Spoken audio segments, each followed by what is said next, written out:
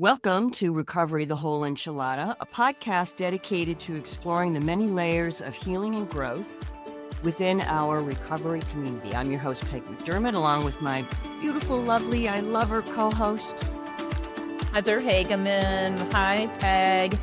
And together we share conversations that honor the complete recovery experience. And today's conversation is about experiencing death in sobriety. And we both have experience with that, and I think it's a very timely subject right now for us to just share with one another and share with you. Yes. So when we talk about this, the first thought for me is I've seen a lot of people die because they relapsed. But I've also seen natural course of events where I've had my parents both die and I was sober. So it's just really taking a look at how do you take care of yourself when these things happen. My parents were old, they had dementia, and it was just course of life, right? But it's when these sudden deaths happen that can really trigger a lot of fear, and hopefully we return back to the grace and to the groundedness of and the reverence for life and the gratitude that we're alive, right? Because we're miracles, and by all counts, I shouldn't even be here. The way that I live my life, I could just name to you, and I actually did a list of all the car accidents I had under the influence. I could have died or killed somebody with all of that. I cannot. I'm embarrassed to even share how many I've had. Yeah, me too. Yes. And so this is one of the reasons I'm talking about this and wanted to talk about this with you today. And I'll just start off with this, and I want to hear what you have to say, Peg, is that I have a really good friend in recovery. What do we call them? The normies, whatever. Yep. And a great guy from college, best friends, really good friends with my husband. And he just retired. He'd been living in Europe all these years. And now he's back here in the area and had a condo. And we met him for dinner. And this is just before we went on our little trip to Ireland. And we were excited. He was excited. He was so happy to retire. We were talking about how he's been working out and personal trainer and all the good food he was eating. He was going to plant a garden and blah, blah, blah. And then, bam, he dies of a heart attack. Yeah. 2 months after retiring. Yeah. And a lot of us go, yep, that, you wait your whole life to retire and bam, there it is. That was it's a sudden death shock that I felt. But I immediately reached out to people. I know you were one of them. And I immediately started to share, and I held space for my husband, who was totally devastated. My kids knew this guy, and we all rallied and trying to make sense of it. And the only thing I can ever make sense of, and this is my opinion, Heather's opinion, that there's no mistakes, there's always learning, and that this is part of a divine plan that I don't understand. I'll never understand these kind of things when people leave early, especially horrendous things with children and things like that. But I just turn it over and take a breath and just continue forward and just be of service to others that are hurting and grieving over this as well. So there will be a celebration of life coming up, and I'll be there, even though it's at a bar. It's okay. I can be anywhere if I'm grounded in my self-care. Yeah. And I take all my friends psychically with me, and I can be anywhere and be of service. Yes. And that's wonderful that you'll be of service for your friend and for his family. And my experience of loss, it always did my heart good to see other people that knew my friend or a family member that passed, and I could see how much they loved them. I was like, it just really did help. Even though it hurt so much, it helped to know, wow, what an impact their life made. And you really see that when someone passes on and we gather to honor them, you really see the impact they made on you and the world. And I remember when I was a year into my sobriety, and had learned that my mother had passed, and we were close. She was up in New York and I was in Virginia, and it was a sudden passing, and I was devastated by it. I will say I had quit smoking and I started smoking again after that happened, but I did not pick up a drink. And I remember my friend Beth came over, and she has been sober for a long time, and she said, you don't have to drink over this. The first thing I thought of was not a drink. It was, how am I going to get through this world without my mother? Yeah. And I did, and I have. And the grief, it is crushing. It can be. And you can't anticipate what that will feel like until you've experienced it. And let me just say, it's intense. It gets better over time. But what I did notice was that my community of sober women, especially, really came to me and supported me through that time. And I really appreciated that, because I didn't have a lot of sobriety. And I didn't feel like I wanted to drink, but I was in a really tough space. And those that had gone through it and those that had a little bit more time knew that, and just kept letting me know over and over again that I wasn't alone, that I didn't have to drink over this. And my higher power sent me the people and the situations that I need that would bring me some peace around it, around my mom and her soul deciding it was time to go. Because that's really what it comes down to. That's what I believe, is that she had done what she needed to do here and she was ready to go. So that was difficult, and I shared about it. I also joined a grief group, and the group was specifically around people that had lost a parent recently. So that really helped me a lot too. So I really sought out support and comfort and wise sobriety, because I knew that was what I instinctively needed. And I knew alcohol was not going to solve and take away my pain. If anything, it was going to add to it.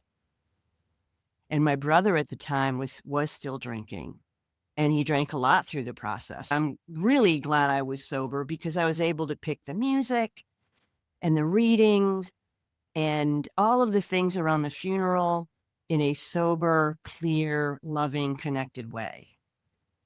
I wouldn't have been able to do that if I was still drinking, or if I had gone back to drinking. And that really wouldn't have honored her. It wouldn't have honored her. And I for me. And so my brother wasn't at a place where he could stop yet.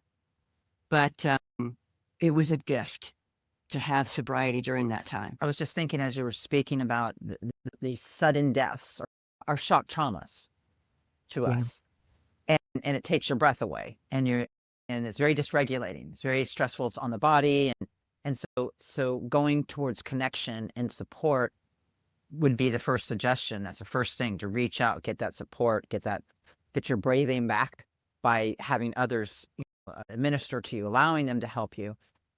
In another kind of situation of death, and as a sober person, was both my parents. It was imminent, and the doctors called and said it was coming. You should get here. And I remember in both cases getting on the plane and just asking my higher power just to put in front of me the people that are going to help me through this.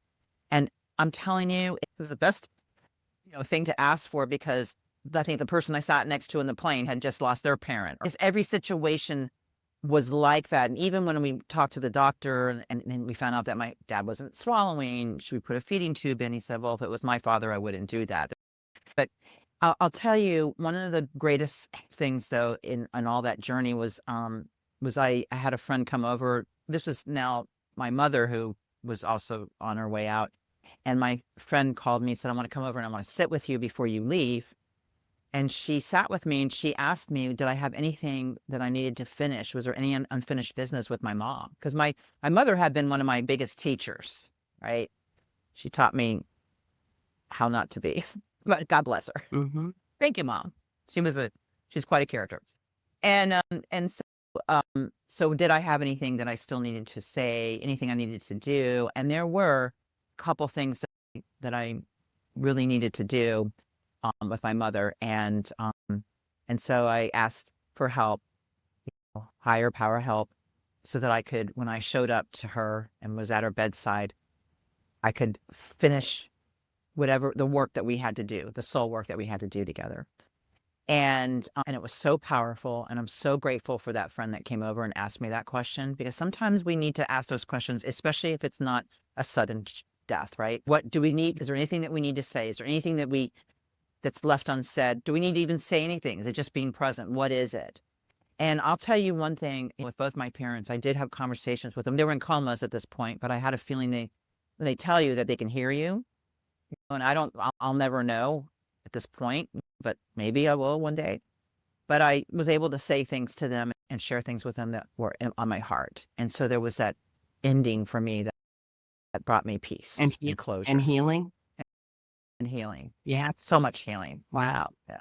I remember that for when both of your parents passed, and how we circled the wagons around you to let you know you weren't alone. And you handled it with such grace and such sobriety. And I've noticed I need to see that as another sober woman, how others are handling really difficult life situations sober. It's a really important journey and lesson.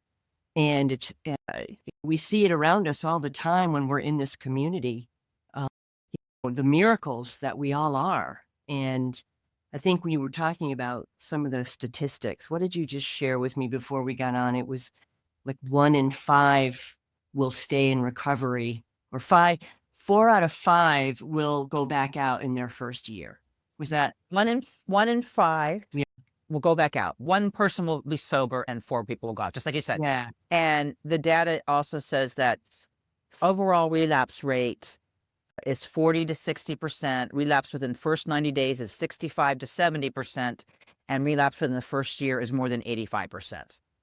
Okay. So, but it doesn't mean doesn't mean that you're out and you're done. Sometimes people need to relapse or need to do more research. We know that.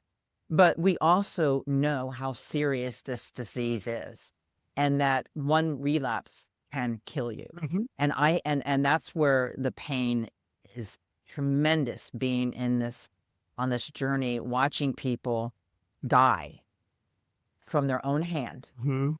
because they relapse and they make a decision in a different state of mind Yes. to end their lives. And I think that there is the most profound, it's profoundly sad. It's just horrific. And what I think what really grabs me now is when people have a lot of time, they've got double-digit time, and then you hear that they took their life. Mhm. It's so hard to even swallow, Mhm. like to even process that. And the only thing I can do with that is that I can only know that higher power is involved in some of this, that the pain was so tremendous. We just don't know. But here's the thing too, Peg, that I think is really important, that I want to pop this out. We don't know what's going on in people's minds. We don't know how long that person had the SI, the suicidal ideology, for how long it's been going on. We do not know. They may show up at every meeting. They may smile. They may, mentor a lot of people. We just don't know what's going on. But all I do know is, if given an opportunity and somebody reaches out to me, I am going to try to reach out with my hand to help. Because I remember I had somebody come to me a couple years ago and just tell me that they thought they might have a drinking problem.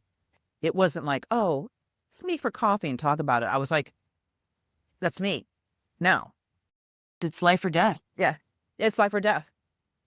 It's a progressive disease. Left untreated, it will kill you. Right. It gets worse over time. Yep. And those that have had time, if they were to pick up, it would have been like they had drank the entire time they were sober, because it's progressive. It doesn't go away. It goes into remission. And our medicine is each other and a higher power, if we choose it. And that higher power can be anything you choose it to be, as long as it's not you. right? And Right. that did help me, and it's helped a lot of others through this very raw loss.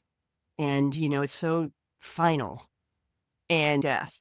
And for this realm, they've moved on to another realm, whatever that might be, but they're no longer here. And trying to fill that void by external things is hard. It's difficult to do that because meaning overworking or over exercising or overeating or whatever it is that we need to do to self-soothe. I found that I needed to get the wisdom of my tribe. I needed to absorb that. And I needed to go to my meetings and I needed to share. And if I cried, I cried. I didn't try and hide it. And I really spent time with my mentor and sponsor. And we really worked through a lot of my feelings because I had to feel them. I learned growing up to not feel feelings and to go numb. And that was my default. And so the very first thing I wanted to do was go numb. And let me say that there's numb to get through the day when you've experienced a loss, and there's numb when you just don't want to deal with it. And the numb to get through the day is God's anesthesia because we need it. We need to be able to function, but we return back to how am I feeling and where am I feeling it and what do I need to do to take care of myself right now? Because there isn't a timeline. It's and it's not a linear straight process. It's just grief is a process and it's very personal and it's very subjective. And those that love you don't want to see you in pain. And those that mean well may say, well, she's in a better place and, you'll get over it in time and blah, blah, blah. And I'm like, yeah, but that's not helping me right now because they were uncomfortable seeing me in pain. Some of my family members and friends that were not sober. They were earth people. They were normies. I'm so grateful for having a place to go to talk to others that have been through this, that aren't numbing themselves to get through it. And I had to feel the feelings. About 2013, I heard that my brother had passed suddenly of a heart attack, and he's younger than me. I think he was 52 at the time. And it was this disease that took him out. He wasn't drinking, but he was very angry. And I think I might have shared this in past podcasts with you all. He was just angry because he didn't have a way to process the feelings and process all the stuff that we went through growing up. He didn't have any way to share that with someone who understood it. And he just stuffed it and it killed him. And that sudden loss was, again, another shock to my system in sobriety. And again, my tribe came and supported me and helped me to get through it and brought food. And those that have gone through this, they come and they sit with you. And they don't necessarily need to say anything. They're just sitting with you and letting you feel what you need to feel and holding you, or sharing their own experience, if that makes sense at the time. And I remember being around folks that had lost a family member and feeling very safe and comforted by that because they really did understand what it was like. It's the same thing going into a meeting and talking about our disease and other people in meetings shaking and nodding and because they get it. And there's a safety in that. And are we so blessed and lucky to have a place to go today, to have people that are very aware and rare in this world that will sit but not try and fix. Totally. I'm thinking about what you said about how there are so many people out there that don't have that, and they can't process a lot of the anger and the hurts that they've had in their life. So they use the strategy of addiction or just ways not to feel. And I was thinking back to It's very interesting. When I was in grad school for psychotherapy to become a therapist, um, we were doing these simulated group experiences to understand group therapy. And I shared that, and I had not talked about this in 10 years. So I shared in that group, little just call, it wasn't a regular therapy group. We were just doing a simulation. I shared that my boyfriend, when I went off to Hawaii, killed himself. And I had put that into a box and had put that on a shelf, and that thing was buried. And when I shared that, I was so flooded by that, realizing I had never talked about it, that I had carried it around, believing that somehow this was my fault, that I contributed to his downfall. And so I'm sharing this with all of you because if you have things like, that's the skeleton in the closet that we need to do an inventory on. That's the stuff that needs to come to the light and talk about, because that I had no idea had caused so much harm to me. And carrying the responsibility of that man's death in my heart for so long. So it's just so important that no matter what, professional care is what I needed. And that's where I went, because I realized I needed to process that. Sometimes we need more than just the friends and all that. We need to go deeper and dive into that and really get clear, because that was so painful. And then the interesting thing that I'm so grateful that I did that, because my daughter's boyfriend overdosed. And so it's interesting how it kind of carried on. And then this time I knew what to do with her, because I had already gone through it. So everything we do on ourselves, we're able to, and we process and we get clear, we're able to be a better service to those that go through these situations. Wow. Our lessons come to us in so many different ways that we could not have foreseen. And for you to be able to share your own experience around that loss with your daughter and be with her in a way that maybe no one else could have, because you had experienced it. That was a gift for sure. And what's so amazing, this epigenetics. Epigenetics is this field of study now that they're beginning to see that that trauma will express itself on the genetics of people. And so you may have a death here, this one generation, and then the next generation, the death will occur again with the same age, the same kind of circumstances, maybe different, but it just kind of expresses itself generational. But what's so fascinating is this man in my daughter's life, he died the same age as the guy that I was also with. So fascinating. What?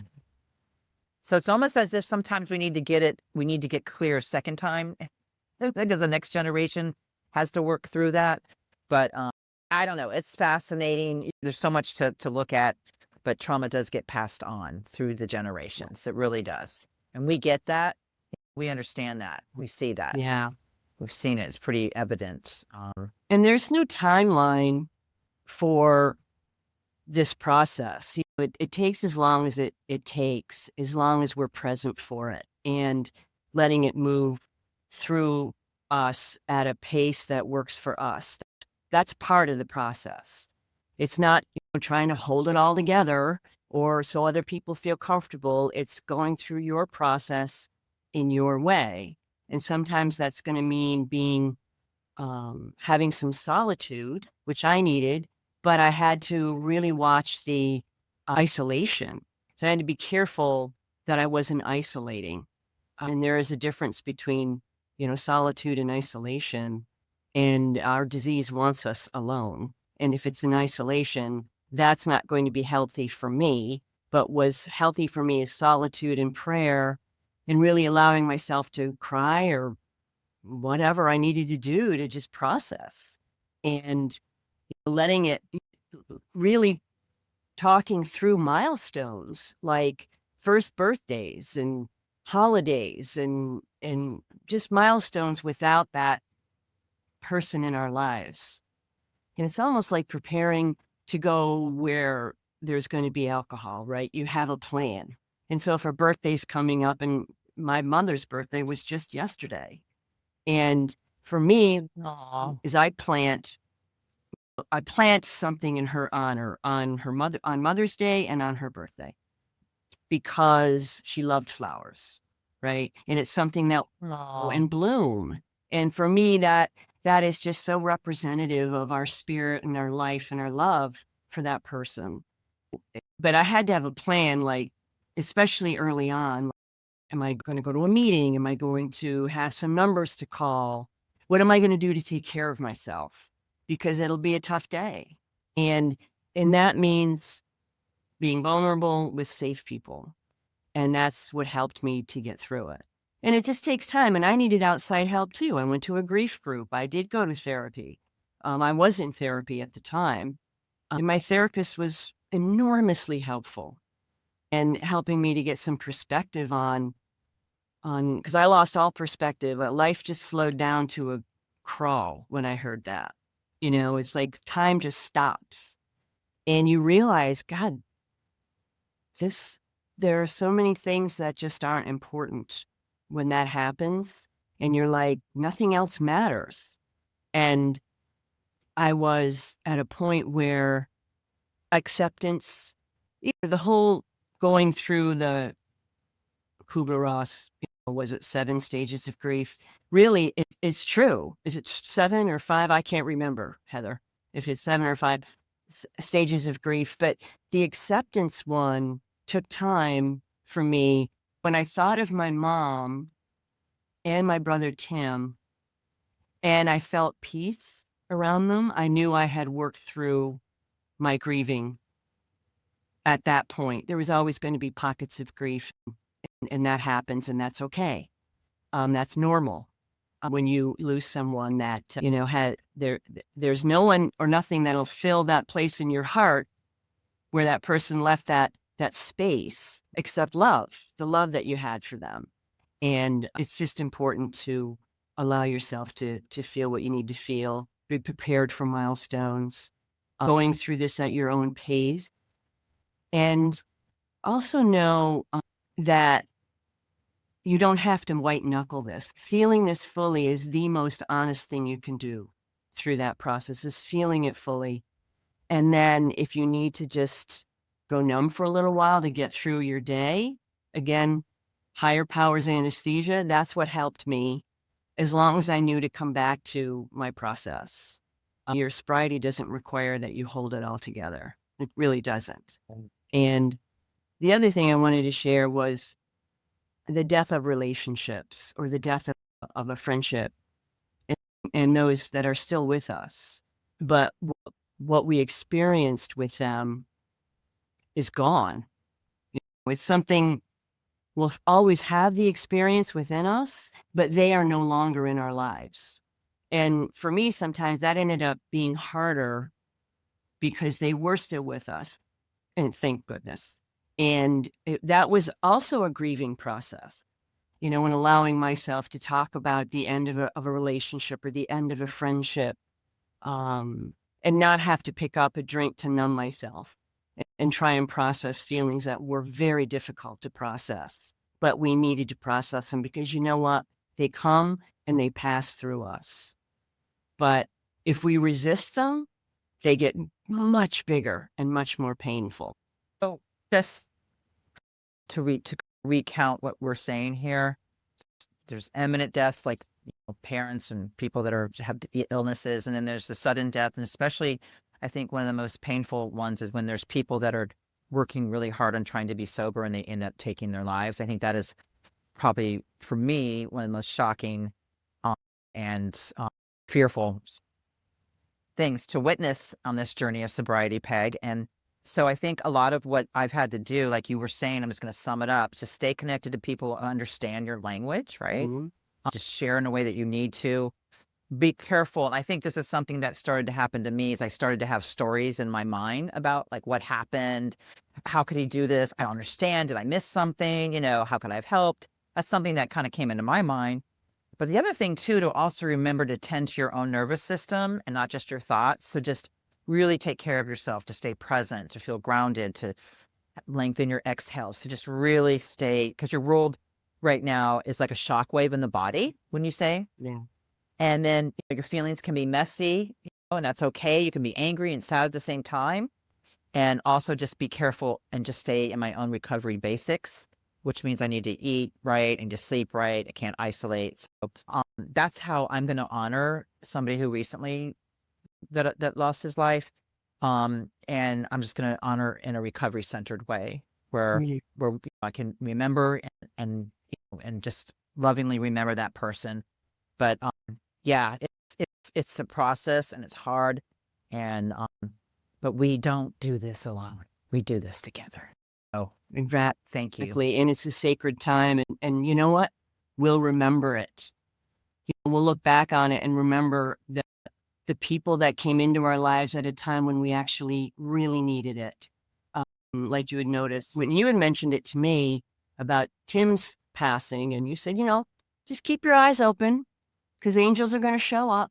They're going to help you. And you know what? They did. And I actually recorded everything that happened during that time. And I think I shared it with you. And I said, people did show up and situations did sort of manifest that comforted me and helped me through that process. And we just want to remind you that if you're going through any kind of a loss that we've shared today, know that you don't have to white knuckle it. You don't have to do it alone. You have your tribe, you have a community, you have us. And we want to thank you for joining us on this episode of Recovery, the Whole Enchilada. And if you connected with us today in today's episode, please share it and like it and subscribe wherever you listen to podcasts. Your feedback helps Heather and I to shape future conversations. We do love you. And remember that your recovery story, with all its flavors and its textures and its complexities, matters deeply. And until next time, stay strong and keep growing.